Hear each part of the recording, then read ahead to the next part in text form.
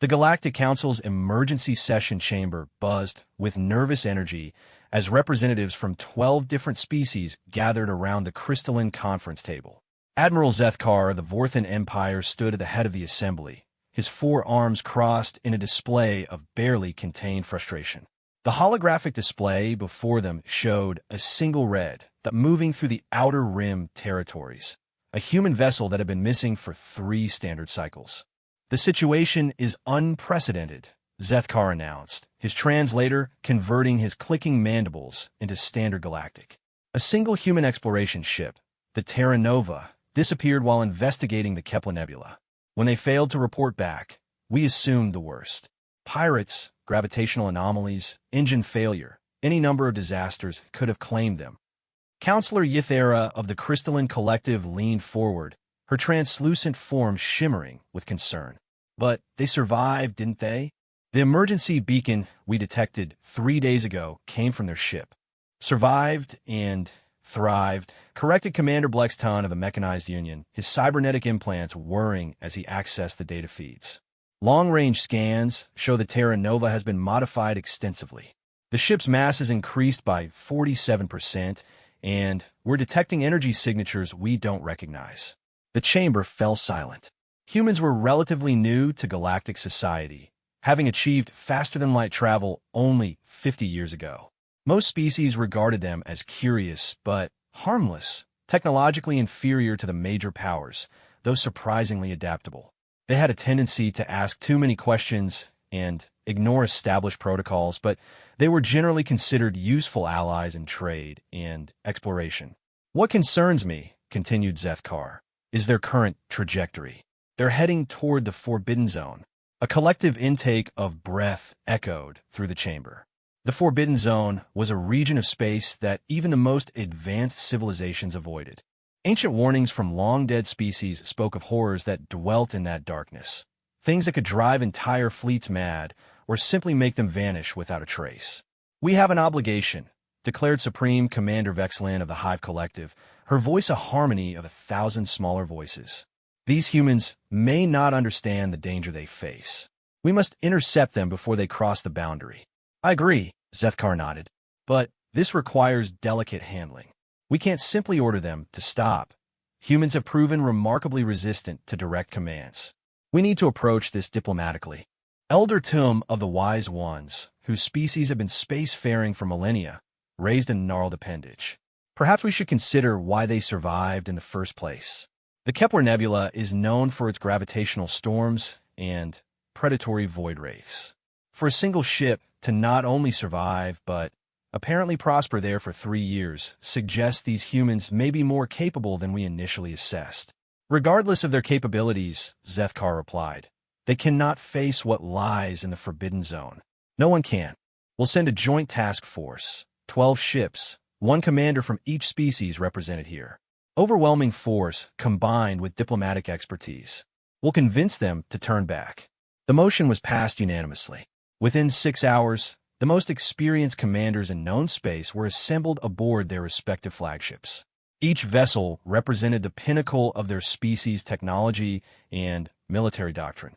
The Vorthan Devastator-class battleship Crimson Talon led the formation, its massive plasma cannons capable of cracking moons. Beside it flew the Crystalline Collective's living ship Harmony, its biomechanical hull pulsing with defensive matrices that could deflect any known weapon. The Mechanized Union contributed the Eternal Engine, a vessel more factory than ship, capable of manufacturing entire fleets given enough raw materials. The Hive Collective contribution was the Thousand Voices, a ship that served as home to over 50,000 individual units operating in perfect coordination. Each of the remaining 8 species brought their own technological marvels, ships that had conquered star systems and faced down cosmic horrors. Commander Zethkar stood on the bridge of the Crimson Talon, watching the tactical display as their formation approached the last known position of the Terra Nova. All commanders, this is Admiral Zethkar. Remember, these humans are our allies. We approach with respect and caution. Our goal is to convince them to return to safe space. The responses came back in 12 different languages, all expressing confidence in their mission. How hard could it be to reason with one lost human ship? As they dropped out of faster-than-light travel at the coordinates where the Terra Nova's beacon had last been detected, the massive task force found themselves staring at empty space. No debris, no energy signatures, nothing to indicate a ship had ever been there. "This is impossible," muttered Commander Blexton over the communications array. The beacon was broadcasting from these exact coordinates just 4 hours ago. Elder Tum's ancient voice crackled through the comm system. "Perhaps we should reconsider our assumptions about these humans. If they could deceive our sensor networks so completely." Before he could finish the thought, every ship's proximity alarm began screaming in unison. Something massive was moving through the darkness around them, something that hadn't been there moments before. The Crimson Talon's sensor operator, a young Vorthan named Clixtal, stared at his displays in growing confusion. "Admiral, I'm reading 17 separate contacts, but they're moving in patterns I've never seen before. They appear to be hunting us." Admiral Zethkar's confidence began to waver as he watched the tactical display. Whatever was out there moved with purpose and intelligence, staying just at the edge of sensor range while gradually encircling the 12-ship formation. The contacts would appear for a few seconds, then vanish completely, only to reappear somewhere else entirely. "All ships, maintain formation," he ordered. "Power defensive systems, but do not target anything unless fired upon. We're here for diplomatic contact, not combat." Commander Ythera's voice came through the communications array, her usual composure cracking. "Admiral, these movement patterns, they're using our own formation against us. Whatever's out there knows exactly how each of our species conducts military operations."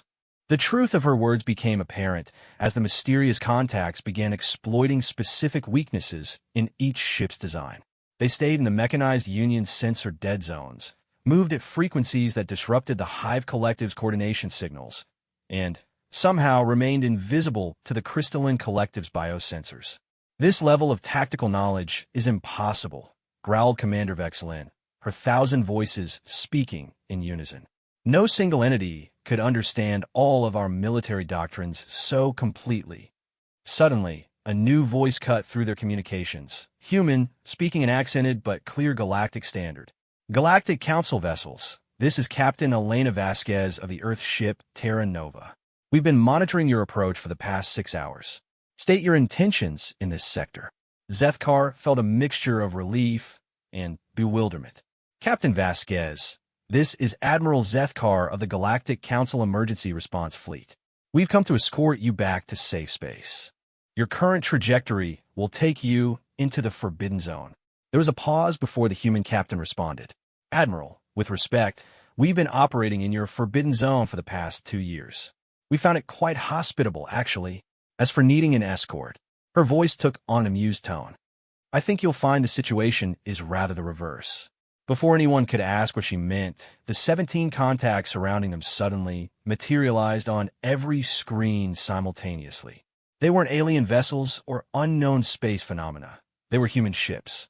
But not like any human ship the Galactic Council had ever seen. The original Terra Nova hung directly ahead of the formation, but it had been transformed into something barely recognizable. Where once it had been a simple exploration vessel, it now bristled with weapons and defensive systems that defied classification.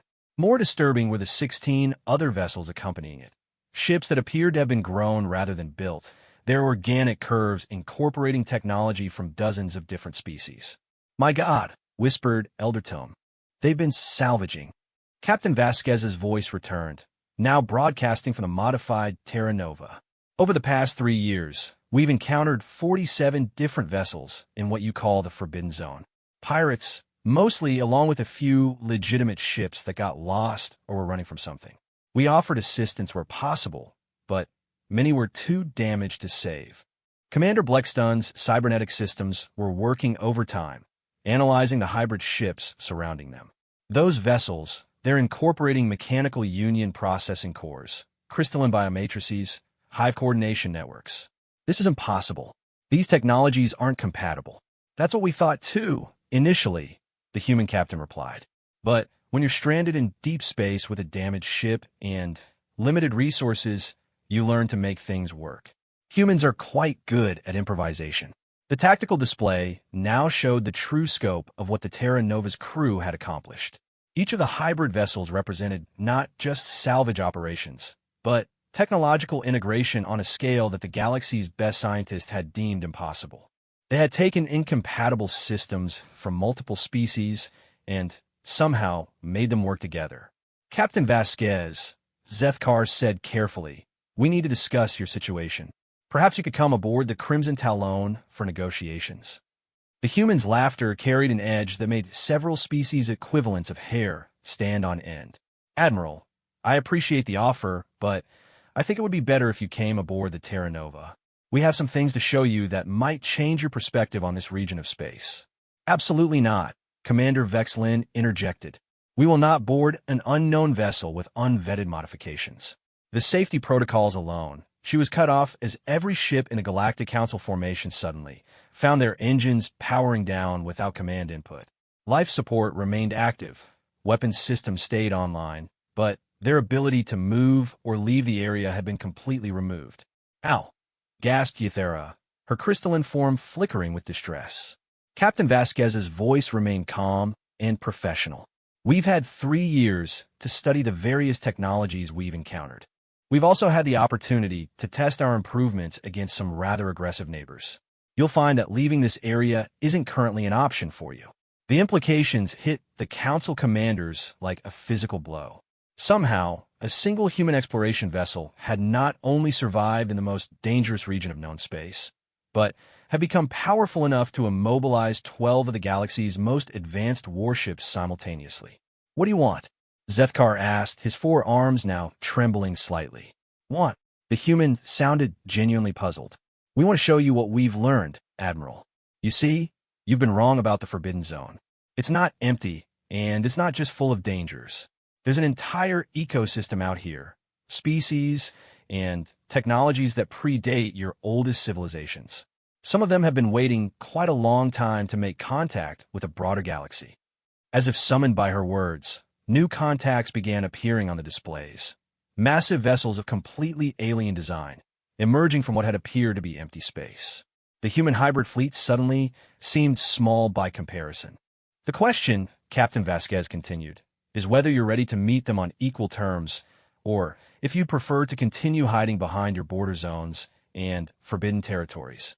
Because ready or not, they're coming to meet you." The massive alien vessels that emerged from the darkness dwarfed anything in the Galactic Council's combined fleets. Admiral Zethkar found himself staring at ships that seemed to be constructed from living metal, their surfaces rippling with patterns of light that hurt to look at directly. The largest of them was easily the size of a small moon, its presence causing gravitational distortions that made the nearby space shimmer like heat waves. What are those?" Commander Bleckstun's voice had lost all its usual mechanical confidence. Captain Vasquez's response came with what sounded like genuine warmth. "Admiral, meet the architects. They've been living in this region for approximately 12 million years. They're the ones who built most of the structures you'll find if you venture deeper into what you call the Forbidden Zone." Elder Tum's ancient voice carried a tremor of recognition and terror. "The architects, they're mentioned in the oldest warnings, the text that made us declare this region forbidden in the first place. They were supposed to be extinct." "Not extinct," the human captain corrected. "Just sleeping. It took us about 6 months of careful approach and communication attempts before they responded to us. Another year and a half to establish what you might call friendship. The largest architect vessel began broadcasting on frequencies that bypassed all known communication systems, speaking directly into the minds of every living being in the area.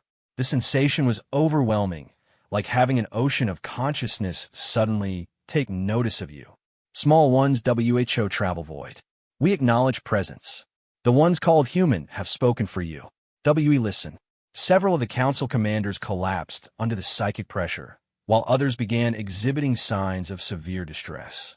Only the humans seemed unaffected, their captain continuing to speak in a conversational tone. "It takes some getting used to," she explained. "The architects don't really communicate the way we do. They share concepts directly rather than using words. But they're quite reasonable once you learn to think in bigger timescales." Commander Ythera managed to regain her composure enough to ask, "What do they want from us?" The response came both from Captain Vasquez and directly from the architect vessel. They want to know if we're ready to join the broader galactic community. Not the one you've built in the past few thousand years, but the real one.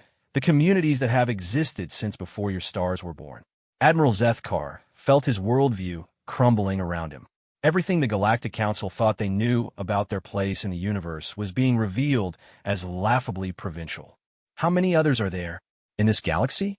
About 47,000 distinct civilizations at the architect's level or above, Captain Vasquez replied matter-of-factly. Most of them operate on timescales that make your longest-lived species look like mayflies. They've been watching the younger races develop, waiting to see if any of you would become mature enough for contact. The implications were staggering. The Galactic Council represented 12 species that thought they were the most advanced civilizations in known space. They had been proud of their technology, their peace treaties, their trade networks. Now they were being told they were essentially cosmic toddlers who had just learned to walk. Why us? Zethkar asked. Why were humans the ones to make contact? The architect vessel pulsed with what might have been amusement. The psychic communication came again, gentler this time. The ones called human ask questions. They see boundaries as suggestions. When told forbidden, they ask why. When told impossible, they attempt anyway. Captain Vasquez chuckled. Apparently, most species, when they encounter something that seems dangerous or impossible, create myths about it and avoid it. Humans tend to poke at it with sticks until we figure out what makes it work. Commander Vexlin, speaking through 1,000 voices, even though half of them were in various states of shock, managed to ask, "What happens now? Do we all pack up our civilizations and become subjects to these architects?" Nothing like that, the human captain assured them. The architects and the other deep civilizations aren't interested in conquest or control. They're more like gardeners, I suppose. They create conditions where younger species can develop naturally. Sometimes they remove major threats, sometimes they provide subtle guidance, but mostly they just watch and wait. The question, she continued, is whether your species are ready to take the next step, to acknowledge that the universe is far bigger and stranger than you've imagined, and to start participating in the actual galactic community rather than your local cluster. Elder Tum, despite his species' vast age and wisdom, sounded like a confused child. How do we even begin to comprehend civilizations that old and advanced? The answer came from an unexpected source. One of the hybrid vessels in the human fleet moved closer, and its communication array came online. The voice that emerged was recognizably non-human, but speaking in perfect galactic standard. You start by accepting that age doesn't automatically confer wisdom, but experience usually does. I am Captain Mordesh, formerly of the Kalani pirate fleet that attacked these humans 2 years ago. Several council members recognized the name. The Kalani were one of the most feared pirate organizations in known space, their technology making them nearly impossible to track or engage. These humans, Captain Mordesh continued, defeated my entire fleet using nothing but an exploration vessel and tactics no one had ever seen before. But instead of destroying us or turning us over to authorities, they offered us a choice: continue being pirates and face the consequences, or join them in learning about what actually exists out here. The choice was obvious once we saw what they discovered. We spent the past 2 years helping them explore and catalog wonders that make our old activities seem like children stealing sweets. We've met civilizations that manipulate time itself, beings that exist in 11 dimensions simultaneously, and entities that garden entire galaxies like you might tend a flower bed. The architect vessel pulsed again, and another wave of psychic communication washed over them. The choice comes to you now. Return to your small spaces and small thinking, or step forward into vastness. Admiral Zethkar looked around at his fellow commanders. Some were still reeling from the revelation. Others were beginning to show signs of the curiosity that had driven their species to the stars in the first place. What would joining this broader community actually mean for our people? He asked. Captain Vasquez's reply would change the course of galactic history. It means learning that the universe is far more wonderful and terrifying than you ever imagined. It means discovering technologies that seem like magic and meeting beings that challenge every assumption you've ever made about the nature of existence. It means taking responsibility not just for your own worlds, but for helping guide the countless younger species that are still developing. But most importantly, she added, it means never having to be alone in the dark again.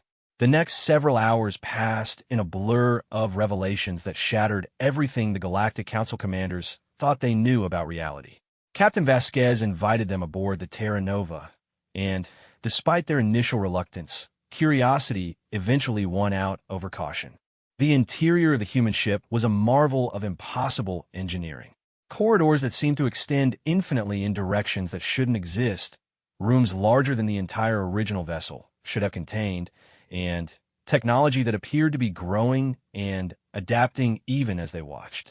The architects taught us that space is much more flexible than most species realize, explained Dr. Sarah Chun, the Terra Nova's chief science officer, as she led the bewildered alien commanders through a laboratory that defied physics. Once you understand that dimensions are suggestions rather than laws, you can do remarkable things with limited resources. Commander Bleckstun's cybernetic implants were overheating as they tried to process what they were seeing.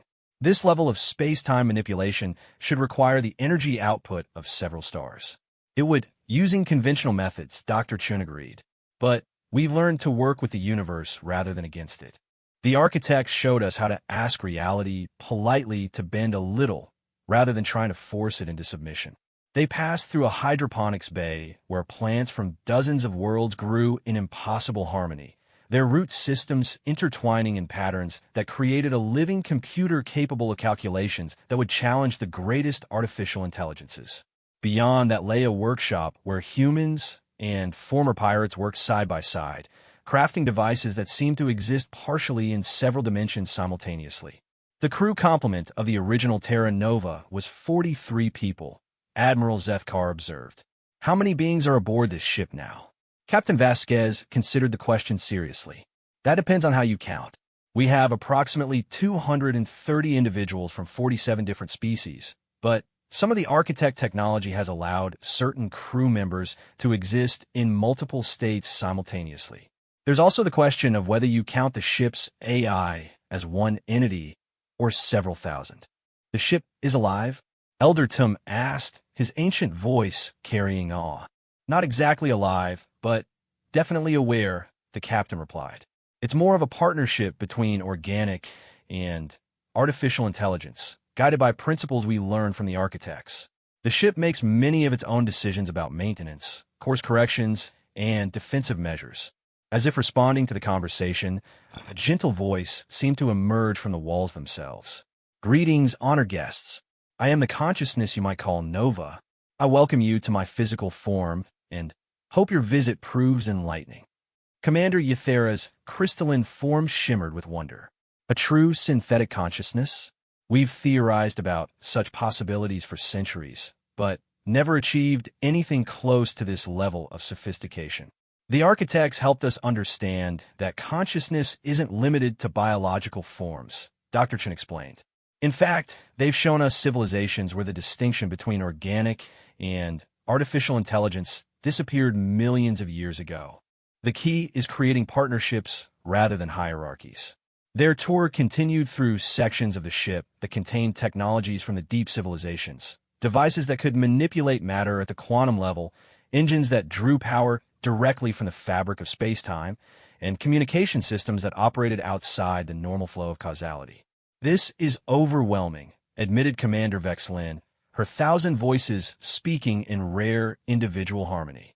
How do your people cope with such radical expansions of knowledge and capability? Captain Vasquez laughed, but not unkindly. Badly at first.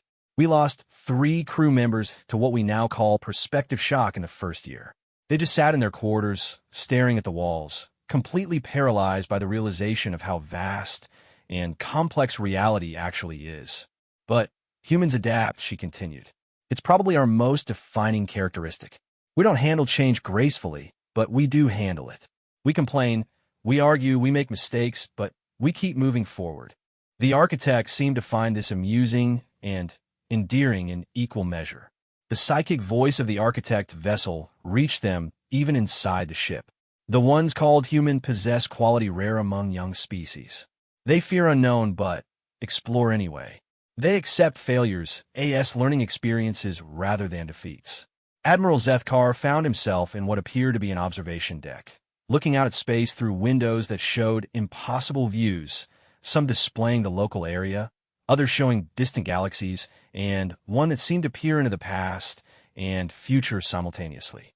"What you're asking of us," he said slowly, "is to abandon everything we thought we knew about our place in the universe." "Not abandon," Captain Vasquez corrected.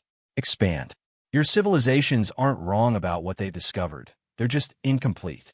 You've been studying a single room in a vast library, convinced that those few books contain all the knowledge in existence. The real question," she continued, "is whether you're brave enough to walk through the door and see what else is out there." The former pirate captain, Mordesh, approached the group. His species was naturally intimidating, tall, heavily armored, with multiple eyes that glowed in the dark. But his manner was scholarly rather than threatening. "I spent 3 centuries raiding merchant vessels and avoiding galactic authorities," he said. "I thought I was living an exciting, dangerous life. I thought I understood what power meant." He gestured toward the impossible technology surrounding them. "I was like an insect congratulating itself on conquering a single leaf, unaware that it was sitting in a forest that stretched beyond the horizon. The humans showed me that true power isn't about taking what you want from others. It's about working together to discover things no one could achieve alone." Elder Tum moved to another viewing window, one that showed what appeared to be a living constellation, stars arranged in patterns that pulsed with intelligence and purpose. "Are those?" "The Guard Makers," Dr. Chun confirmed. "They're one of the deep civilizations that specialize in stellar engineering. That pattern contains approximately 12 billion stars, all positioned to create optimal conditions for the development of life. They've been working on it for about 8 million years." The scope of what they were seeing finally hit the Council commanders with full force. They weren't just encountering advanced technology or even a few ancient species. They were being introduced to a universe where entire galaxies were managed like farms, where civilizations measured their projects in geological timescales, and where the very laws of physics could be negotiated rather than simply obeyed. "This is why the zone was forbidden," Zethkar whispered. "Not because it was empty, but because it contained too much." Captain Vasquez nodded. "Your ancestors encountered hints of what was out here, and decided their people weren't ready. They were probably right at the time. The question is whether you're ready now." Nova's gentle voice filled the observation deck. "The architects are preparing to depart for the galactic core. They have invited the Terra Nova to accompany them and serve as intermediaries between the deep civilizations and the younger species. Captain Vasquez has accepted, but she has also requested that representatives from the Galactic Council be given the opportunity to join us." The weight of decision settled on the 12 commanders.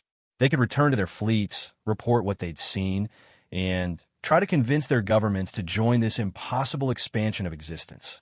Or they could take the terrifying step of moving forward into the unknown themselves.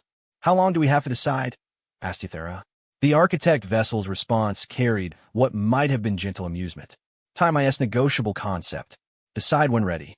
We have waited 12 million years. Few more moments inconsequential." The decision came in stages, as it often does with choices that reshape civilizations.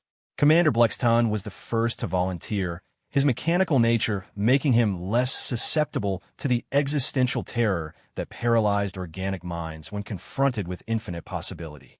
Elder Tum followed, reasoning that his species' vast age gave them the perspective needed to appreciate what they were being offered. One by one, the other commanders made their choices. Some opted to return to their fleets and serve as ambassadors to their home governments. Others, driven by curiosity that overcame fear, chose to remain and learn from the deep civilizations directly.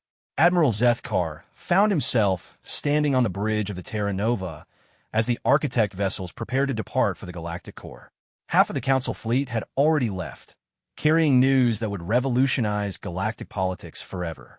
The remaining ships had docked with the Terra Nova, their crews mingling with humans and former pirates in an unprecedented exchange of knowledge and perspectives. "Status report, Nova," Captain Vasquez requested. The ship's consciousness responded with what had become familiar warmth.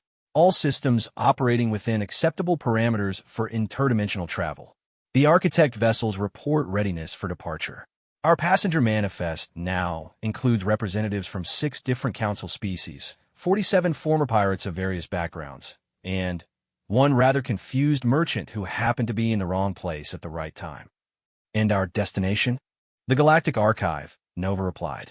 A construct at the galaxy's center that serves as a repository for the collective knowledge of all deep civilizations. The architects describe it as a library, but their concept of library encompasses structures that exist in 11 dimensions simultaneously and contain the sum total of everything learned by anyone, anywhere, at any time. Commander Yathura, now serving as liaison for the Crystalline Collective, approached the captain. I've been in communication with my government. They're struggling to process what we've reported. The concept that our entire civilization has been effectively playing in a cosmic sandbox while the real galaxy operated around us is causing significant philosophical upheaval. Captain Vasquez nodded sympathetically. We went through the same thing. The first month after contact with the architects, half my crew was convinced they were having elaborate hallucinations. The other half thought we died and gone to some kind of technological afterlife. What convinced you it was real? The architects gave us a choice, she replied. They could have simply overwhelmed us, absorbed us, or ignored us. Instead, they treated us as equals despite being vastly superior in every measurable way. The kind of patience and respect, it felt real in a way that dreams or hallucinations never do. The departure sequence began with a sensation unlike anything the Galactic Council representatives had ever experienced. Rather than the familiar push of engines or the twist of faster-than-light drives, reality itself seemed to gently unfold around them. Space became negotiable, distance became a matter of perspective, and the normal rules of physics were revealed to be local customs rather than universal laws. Through the impossible windows of the Terra Nova, they watched as the galaxy revealed its true nature. What had appeared to be empty space was actually a vast network of civilizations, constructs, and entities operating on scales that dwarf planetary systems. Stellar engineering projects stretched across multiple star systems. Living nebulae that had achieved sentience millions of years ago moved through space like vast, slow thoughts. Structures that existed primarily in folded space-time revealed themselves as cities, libraries, and gathering places for beings older than worlds. The young species, explained an architect through direct psychic communication, see only the surface layer of galactic civilization. Like creatures living on the ocean floor, unaware of the vast waters above them teeming with life. Dr. Chun, now wearing what appeared to be a crown of crystalline spines that allowed direct interface with architect technology, served as translator for the more complex concepts. They're saying that most species never develop the perspective necessary to perceive the deep structures of galactic civilization. It's not a matter of intelligence or technology. It's about being able to think in scales beyond individual lifetimes or even species survival. How do humans fit into this? Asked Elder Tome. We're certainly not older or more advanced than the Council species. The answer came from an unexpected source. The merchant who had been accidentally caught up in their departure, a trader named Kelpies from a species called the Wanderers, had spent the journey observing human behavior with the fascination of an anthropologist. Humans don't think like other species, Kelpies observed. Most civilizations, when they encounter something beyond their understanding, create elaborate explanations that make it seem smaller and more manageable. Humans ask, how does this work? And then immediately try to take it apart to see what's inside. Captain Vasquez laughed. That's not entirely inaccurate. We have a saying, curiosity killed the cat, but satisfaction brought it back. We're willing to risk everything for the sake of understanding, even when the smart thing would be to leave well enough alone. The architect vessels began to slow as they approached the galactic core, and the view outside became increasingly surreal. Stars here were not random points of light, but carefully orchestrated elements of a vast machine designed to support and nurture consciousness on a galactic scale. Planets moved in formations that spelled out equations in languages older than multicellular life. The black hole at the galaxy's center was revealed to be not a destructive force, but a carefully managed singularity serving as both power source and communication nexus for the deep civilizations. The archive, Nova announced, is coming into range. What they saw defied every preconception about libraries, databases, or repositories of knowledge. The Galactic Archive existed as a structure that was simultaneously a building, a living entity, a mathematical concept, and a state of mind. It contained physical books that recorded the thoughts of gas giant minds, holographic records of conversations between stars, and memory crystals that held the experiences of entire civilizations from birth to transcendence. Every species that achieves deep civilization status adds their knowledge to the archive, Dr. Chen explained. But more than that, they add their perspective. The human contribution will be unique. No other species has looked at the galaxy quite the way humans do. Admiral Zethkar felt a mixture of terror and exhilaration as their ship prepared to dock with the archive. What happens to us now? Do we go back to our people as ambassadors? Do we stay and learn? Do we try to guide our civilizations toward this level of development? Captain Vasquez considered the question carefully. All of the above, probably. The deep civilizations don't work on the same timescales as younger species.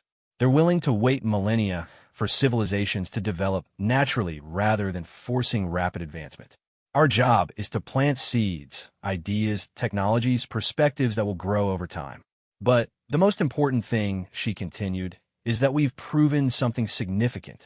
We've shown that the younger races are capable of making this transition. The Galactic Council may have sent us to retrieve a lost human ship, but instead, you've helped open the door between the surface galaxy and the deep structures beneath. The former pirate Captain Mordash, now wearing robes that seemed to shift between dimensions, added his own perspective. For 3 centuries, I thought the purpose of existence was to take what you could and hold on to it as long as possible. The humans showed me that the real purpose is to learn what you can and share it with anyone willing to listen. As the Terra Nova and its escort of architect vessels entered the archive, the representatives of the Galactic Council species began to understand what they had stumbled into. This wasn't just first contact with an advanced civilization. It was graduation day for their entire region of space. The psychic voice of the architects filled the ship one final time before they fully entered the archive's influence. The ones called human have shown path forward. Now all young species must choose. Remain small or become vast. Universe waits for decision.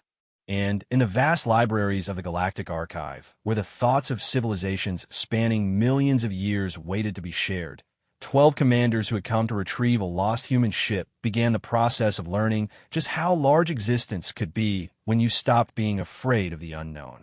The search party had found their target, but in doing so, they had discovered that the real question wasn't where the humans had gone. It was whether the rest of the galaxy was brave enough to follow them into the infinite.